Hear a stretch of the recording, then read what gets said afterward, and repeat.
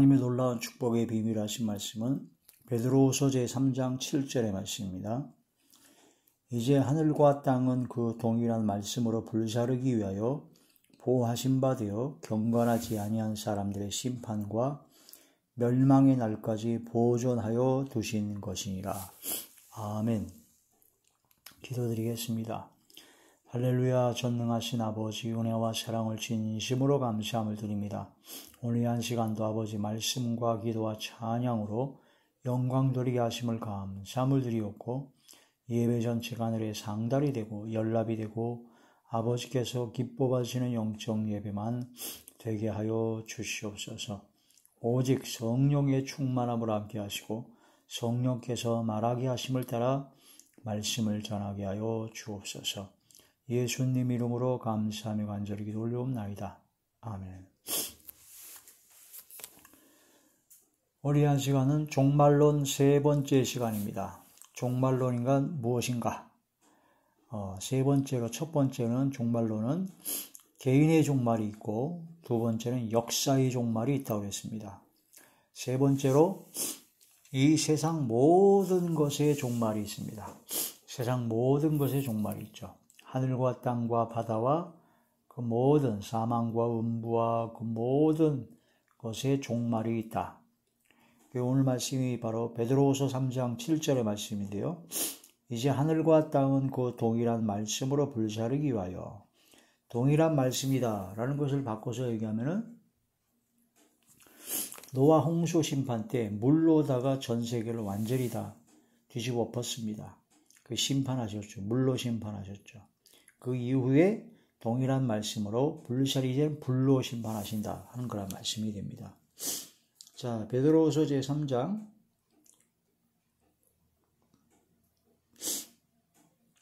3절부터 보시게 되면요. 먼저 이것을 알지니 말세에 조롱하는 자들이 와서 자기의 정욕을 따라 행하며 조롱하여 이르되 주께서 강림하신다는 약속이 어디 있느냐? 조상들이 잔 후로부터 만물이 처음 창조될 때와 같이 그냥 있다 하니, 이는 하늘이 옛적부터 있는 것과 땅이 물에서 나와 물로 성립된 것도 하나님의 말씀으로 된 것을 그들이 일부러 잊으려 함이로다. 이로 말미암아 그때의 세상은 물이 넘침으로 멸망하였으되, 노아 홍수 심판 때 물이 넘침으로 멸망할 뻔했죠. 그것도 다 잊어버리고 알고는 있지만 다 거부하는 거죠. 그러면서 하는 말이, 주님께서 강림하신다는 게 어디 있냐? 창조 때부터 하늘과 땅과 모든 만물이 그대로 있지 않느냐? 사실은 물로 심판할 때 그때 완전히 다 뒤집어 엎었죠. 그 후에 이제 하늘과 땅은 그 동일한 말씀으로 이번엔 물이 아니라 불로 불사르기 위하여 보호하신 바 되어 경건하지 아니한 사람들의 심판과 멸망의 날까지 보존하여 두신 것이라. 그러니까 말세에 조롱하는 자들은 하나님의 심판, 주님의 강림, 세상 끝 안 믿는다는 겁니다.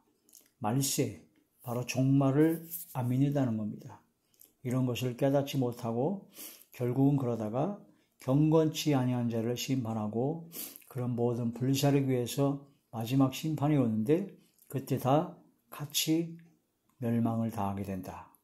이런 말씀을 깊이 깨달아야 되죠. 세상 모든 것의 종말이 옵니다. 예수님께서 오실 때, 재림하실 때 반드시 오게 됩니다. 요한계시록 제21장 요한계시록 제21장 1절의 말씀입니다. 또 내가 새 하늘과 새 땅을 보니 처음 하늘과 처음 땅이 없어졌고 바다도 다시 있지 않더라. 새 하늘과 새 땅이 내려오게 되죠. 처음 하늘과 처음 땅, 처음 바다 다 없어지게 됩니다. 사망과 음부도 바로 불과 유황으로 타는 곳에 떨어지게, 지옥불 속에 떨어지게 되는 그런 마지막 때 완전히 뒤집어지는 그런 세상 모든 것의 종말이 오게 된다.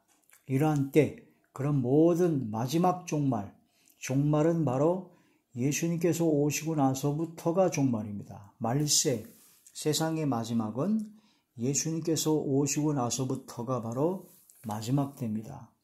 회개하라, 천국이 가까웠느니라 하시면서 하나님 나라를 전파할 그때가 바로 말세의 시작입니다. 재난의 시작이요, 바로 종말의 시작이죠. 마지막 때 구약시대의 그런 모든 선자와 많은 하나님의 말씀을 받은 사람들이 그 예언과 그런 모든 것의 성취는 바로 이제 예수 그리스도를 통해서 시작되었다. 그게 바로 마지막 종말의 시작이다. 그 종말의 시작은 초림이며 종말의 완성은 바로 재림이다 라는 그런 말씀이 됩니다. 마태복음 4장 17절에 회개하라 천국이 가까우니라 하셨고, 히브리서 제1장 1절에서 2절의 말씀을 보시게 되면 모든 날의 마지막에 아들을 통하여 말씀하신다. 그래서 예수님을 통하여 말씀하신 그때가 바로 마지막 종말이다. 종말과 세상 끝하고는 다릅니다. 그 종말은 바로 예수님이 오시고 나서부터가 종말의 시작이요, 말세가 시작되었고, 그 다음에 종말의 끝, 세상 끝, 마지막 날, 그건 바로 예수님의 재림으로 완성이 된다. 기독교의 역사를 본 관점은요, 크게 4가지로 본다고 합니다. 창조, 타락, 구속, 예수 그리스도의 구속, 그 다음에 종말이죠. 창조, 타락, 구속, 종말. 이 종말로는 육체의 죽음, 그 다음에 중간 상태가 있죠. 육체가 죽어지면 영혼과 육체가 분리되고, 영혼은 바로 중간 상태로 예수님을 믿고 믿음으로 구원받은 하나님의 자녀들은 바로 낙원, 천국에서 주님과 함께 있고, 예수님을 믿지 아니하고 구원받지 못한 영혼들은 음부, 바로 불꽃 가운데 고통을 받게 되는 그런 저주 아래 있게 되고, 그 다음에 예수님께서 재림하시고, 그 다음에 천년왕국이 이루어진 후에 백보자 심판이 이루어지고, 거기서 이제 백보자 심판 때 예수님 믿고 구원 얻은 하나님의 자녀들은 그 모든 심판이 아니라 바로 새하늘과 새 땅 영원한 세계에 들어가는 가장 최고의 날이 되는 것이고, 예수님을 믿지 아니하고 구원받지 못한 사람들은 바로 새하늘의 새 땅 영원한 세계에 들어가지 못하고 영원토록 불과 유황으로 타는 곳에서 고통을 받고 죽임 가운데 거기게 되는 바로 지옥불 속에 떨어지게 되는 그런 완전히 결별된 상태가 되어버린다. 이것이 바로 마지막 종말의 시대에 있어질 하나님의 역사, 하나님의 성취, 하나님의 놀라운 기적의 역사가 이렇게 나타나게 될 것이다 하는 그런 말씀이 되는 것입니다. 이게 가장 중요한 것 중에 하나가 이제 우리가 재림인데, 재림하실 때 죽은 자가 부활합니다. 그때까지 살아남아 있는 사람, 구원받은 하나님의 자녀는 변화를 받습니다. 그래서 썩지 아니할 것으로 변화되어 공중에서 주님을 영접하게 되죠. 고린도전서 제15장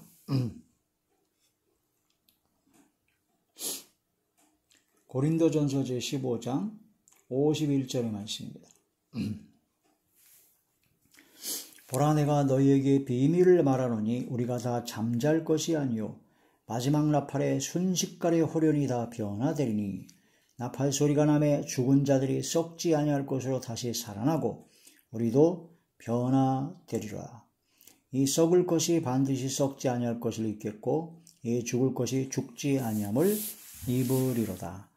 예수님께서 재림하실 때, 그때 예수님께서는 혼자 오시는 것이 아니라 천사장의 소리와 호령과 나팔 소리로 오시고, 그 다음에 그 동안 예수님 믿고 구원받은 하나님의 자녀들의 영혼들과 함께 옵니다. 그래서 그 영혼들이 무덤에서 일어나 잠자는 자죠. 그래서 영혼들이 다시 깨어나고 부활하고, 그때까지 살아남아 있는 믿음으로 구원받은 하나님의 자녀들은 변화를 받습니다. 부활 변화 받는, 바로 썩지 아니할 몸으로 변화를 받는 겁니다. 썩어질 육체로 다시 부활하거나 변화되는 것이 아니라 썩지 아니할 몸으로, 신령한 몸으로 부활하고 변화된다. 그래서 공중에서 주님을 영접하게 된다 하는 그런 말씀이 되는 것이죠. 바로 이 마지막 때, 바로 마지막 종말의 때에 바로 있어질 주님의 재림 때에 있어질 하나님의 역사죠. 그때를 우리는 기다리는 겁니다. 데살로니가전서 제4장. 데살로니가전서 제4장 16절에서부터 17절. 주께서 호령과 천사장의 소리와 하나님의 나팔 소리로 친히 하늘로부터 강림하시리니 그리스도 안에서 죽은 자들이 먼저 일어나고 그 후에 우리 살아남은 자들도 구름 속으로 함께 구름 속으로 끌어올려 공중에서 주를 영접하게 하시리니 그리하여 우리가 항상 주와 함께 있으리라. 바로 부활 변화된다. 바로 신령한 몸으로 변화되어 구름 속으로 끌어올려서 구름을 타고 구름 위에 임하시는 바로 주님을 영접하게 된다 하는 그런 말씀이 되죠.